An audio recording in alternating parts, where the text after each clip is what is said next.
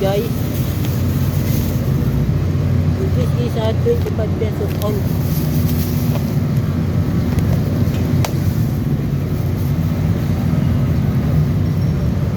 What is this? Oh, it's so very nice, man. It's so good. The lasa is very good. I love this. From now on, this is my one of favorite food in the Philippines. Oh, thank you, thank you. I love this. I want to buy anymore.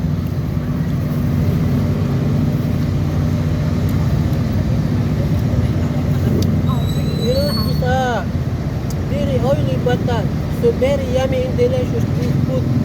So this 25 pesos only in the Philippines. Ayos. Ayos. I love you. Sarang he.